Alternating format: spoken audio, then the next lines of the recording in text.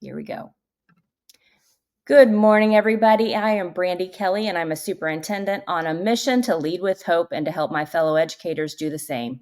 The Lead with Hope podcast is a bi-weekly podcast that will inspire and empower you to lead with hope. Check out my website at leadwithhope.net. Dr. Jason Williamson is my guest today, and he is serving in his 20th year in public education. He serves as an assistant principal at Northside High School in Fort Smith, Arkansas. Dr. Williamson exemplifies positive servant and professional leadership that makes a difference in the lives of the scholars and the staff that he serves. Welcome to the Lead with Hope podcast, Dr. Williamson. I am so excited, Dr. Kelly. I've listened to so many of the Lead with Hope podcasts, and the guests prior to me have set the standard and the bar really high. So I just want to try to make sure I do my part, not to embarrass myself here, Well, I'm looking forward to hearing about your story, and that leads us into our first question. So tell us, who are you? What's your purpose, your passion, and why did you become an educator? I'm extremely passionate about putting students first. And I really talk about my 4 core: put students first, focus on their learning, support each other, and commit to growth. But this morning, what I want to share is how I got to education. I really believe that advocacy is why I'm here. But I also understand the importance of having someone in your life as a student that you can identify with from a diverse standpoint. And I'll tell you exactly what I mean. When I was in the 5th grade, I got the first opportunity to have an African-American educator in my life. He was my principal.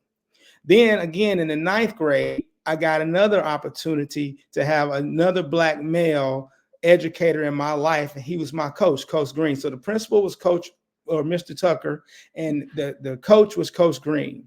And then as I got to be in a high school setting, my third African-American male in my life was Mr. Wilson, who was a social studies teacher. So when you peel that onion back, what you see now is I came into this profession as a basketball coach teaching social studies. Mm-hmm. And I've been a building leader and a principal. And I don't think it's lost on me that all of those things are made possible because I saw those examples myself as a student. And I take it very, very near and dear to my heart to make sure that I am trying to impart that same confidence and role model status into the students of all races that I impact on a daily basis. Yeah, the role models in our life really do shape us, and we never know the seeds that we are planting each and every day.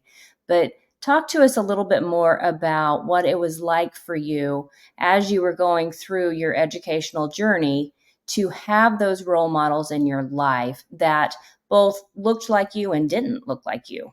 Well, what happens is we get into these school settings and we take for granted how important those relationships are. Relationships matter in school. That's the main thing. If you can't have a relationship with a student, you're not going to be able to reach them. I don't care what background they have. Mm-hmm. So when I got to see someone that was in charge, so to speak, of the school, that really empowered me. I remember having a meeting. He met with some of the Black students in 5th grade, and he said, listen, I want to be clear.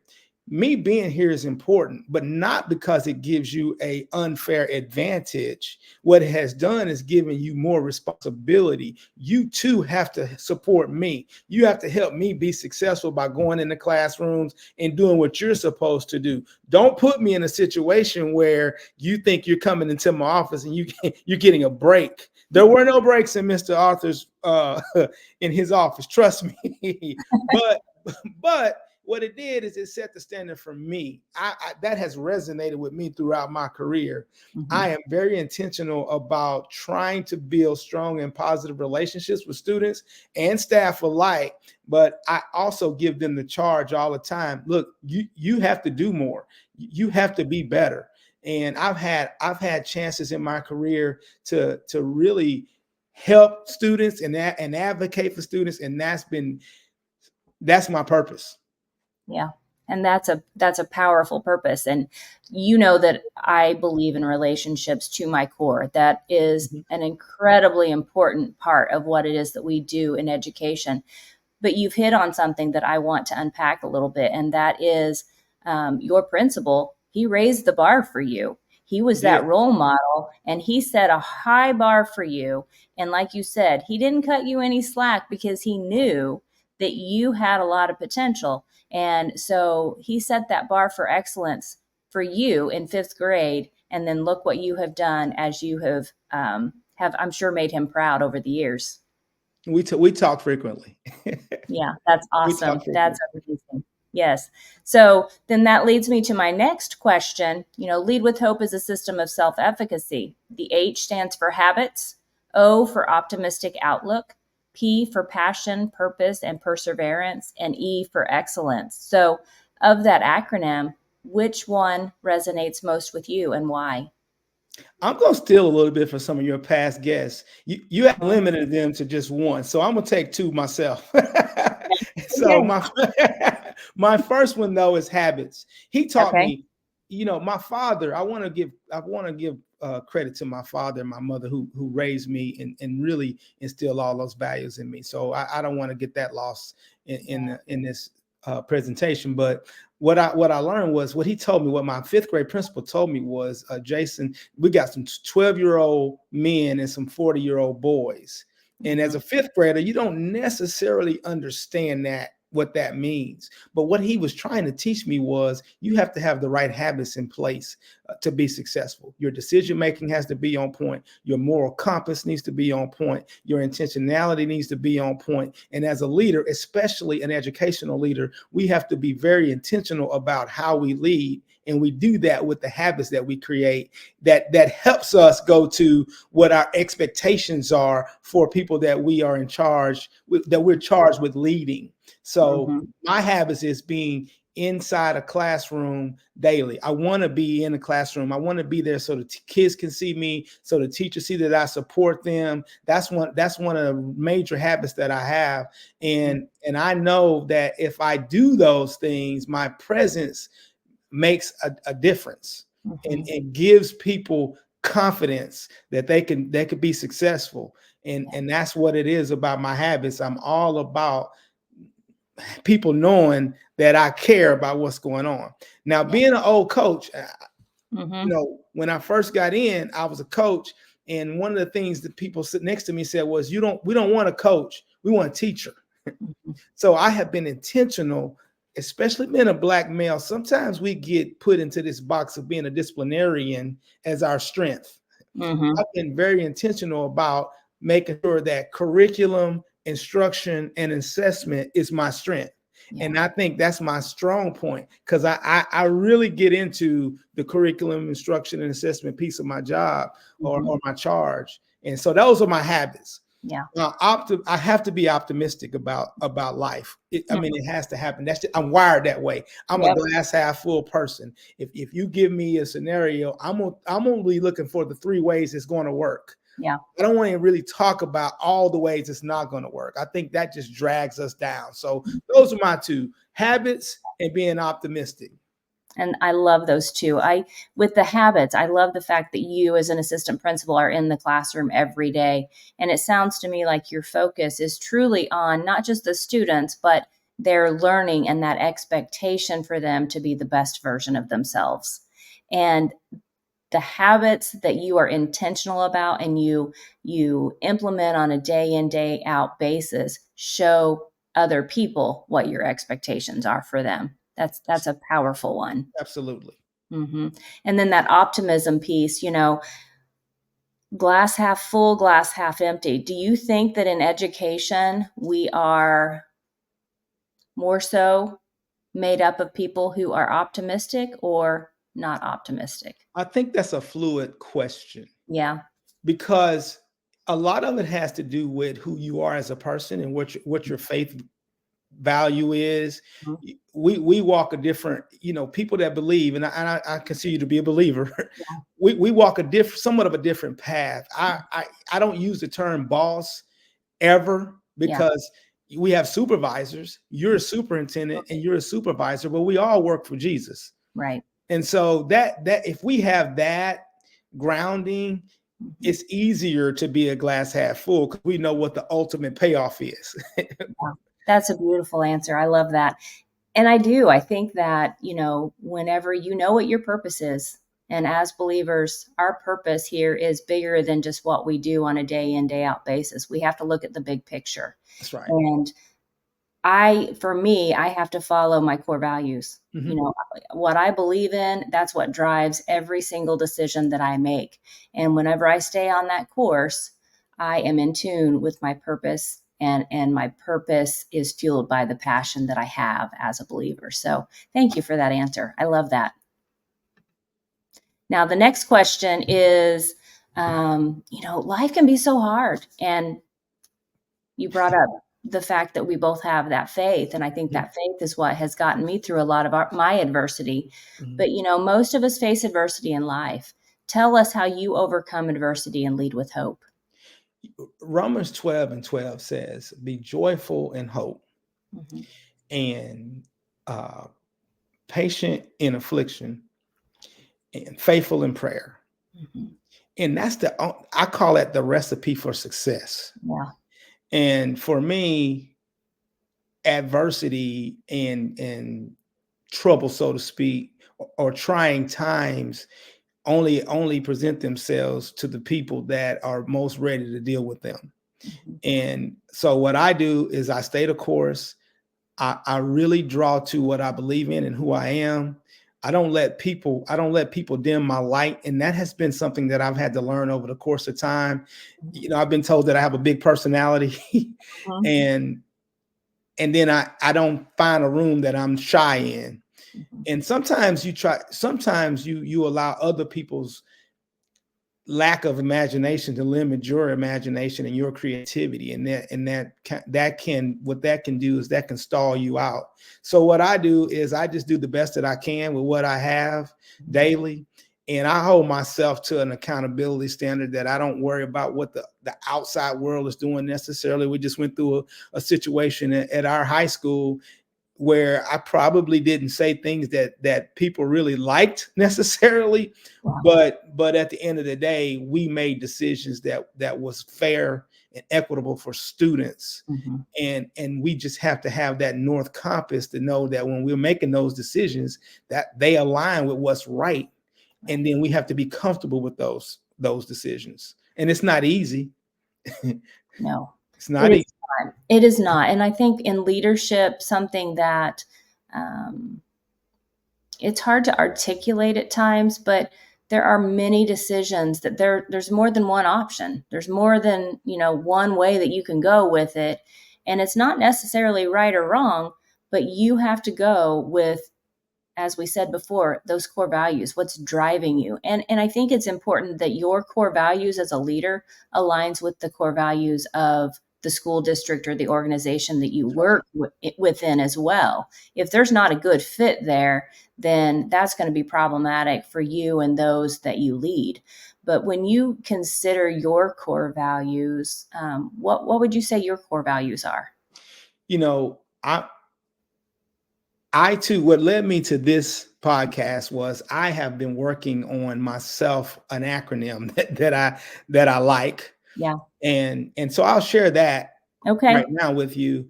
It's called PACE. PACE is not new under the sun, right? Mm-hmm. But my core values is having purpose, mm-hmm. Being an advocate, being collaborative, and then pushing for excellence. Mm. And the way that I do that is I do that through the lens of making sure that I put students first and I focus on their learning. Mm-hmm. And then I look to support everybody around in the whole situation. And I'm always about being growth. What I like about you, this podcast, is you talk about the reflective piece of self-efficacy. Yeah. And Hattie talks to us about collective teacher efficacy as being the number one ingredient for positive student outcomes. Yep. So if we can't pour into teachers and help them find their voice and find their creativity and find their confidence, mm-hmm. then our kids won't ever get what they need from a support standpoint. So it's not separate, it's together. Mm-hmm. And that's what I'm here for, to be a transformational leader, Mhm. And I know these are all catchphrases, but these are true. It's true. Yep. To be a transformational leader, to be a servant leader, and just find ways to be impactful for the people that I've been blessed to be around. Yeah. And I think you have said that perfectly there. I mean, our focus has to be student learning, but in order for our students to have the best outcomes possible, we have to pour into our teachers, and we have to have those collaborative systems and structures and processes in place in our schools so that the teachers can be the best versions of themselves. And when you're dealing with human beings, none of that is simple. It is very complicated, right? That's exactly right. And as leaders, we're human. Yeah. We don't look for the courageous conversation. No one enjoys that conversation, but they're necessary. Mhm. And what I like to say, I have a presentation I do for people called Control Your Narrative. Mhm. And a part of controlling your narrative is embracing that there are some new horizons out there. And by new horizons, some new way of thinking, sometimes some different strategies, a different point of view. We can't be relegated to that age old answer. Well, we've done this way for 100 years. Well, and I use this. I said, they didn't allow women to vote till 1920. Mm-hmm. So for a long time in this country, we were doing something a particular way, Yeah. but Yeah. that didn't make it the right way. Mhm. So we have to be open to new horizons. 53% of the people in America never live more than 53 or 50 miles from where they grew up. Mhm. And so they get in this box, and it's like, okay, this is the only way to do something. Yeah. And there's so many different ways out there to do things. Yeah, and we limit our thinking whenever we become so rigid, so That's black right. and white. And, Mhm. I love your acronym: purpose, advocate, collaboration, and excellence. All of that is so needed in education today, and I think it will provide that hope that I talk about. Now, That's right. at this current point, what is a project that you are passionately working on? Well, I kind of introduced it to Yep. you, but so what I've been doing, I'm really passionate about getting out and doing some public speaking, doing some consulting work. All the things that I've been listening to your previous guests about. Like I'm fanboying all of those people, right? Following them, trying to connect with them, and I'd be remiss not to mention Sarah Johnson, who has been someone that has been such a blessing in my life. She's kind of helped me get out of my comfort zone a little bit. But what I've been doing, and I'm kind of, for people that are watching, what I've created is a check your pace deal here. And I took that as a opportunity to help with culture, to help with team building, to help with, just wherever you are. And I combined the pace with color, which orange is a stimulant, something that you want to get going. Blue is kind of something that you trust. Green is a mindset, and purple is a fuel type of concept. And in order for you to be able to then go down and create you a pace for a goal, I do the whole workshop there. And I have a 3x5 card that I leave the workshop people with. I love to come do that at your school, not just your school, your listener schools, your conferences, all those things. And I just think that we have to be intentional about the pace that we use. Pace is flexible. That's my pace. Dr. Kelly will have her own pace of what she likes to do or what she thinks is important. And so that's a project that I've been doing. I've been going out speaking to schools, teams, everybody about checking their pace.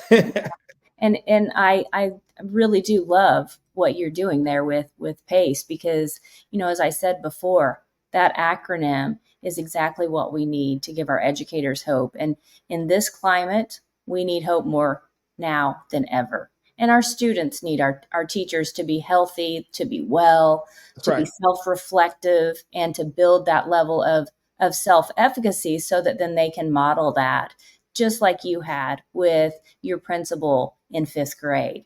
And so, Dr. Williamson, as we wrap up this podcast, tell the listeners how they can connect with you. Well, I'm a work in progress. That's one of my growth areas. Okay. But you can get me at secondmilehub.com. That's my email, Jason at secondmilehub.com. I'm all about the second mile. I wrote a devotional called The Second Mile Encouragement. You can get that on Amazon. That's an 18-week, 5-day a week, 18-week devotional. The 18 weeks, I'm an educator, so that's a semester.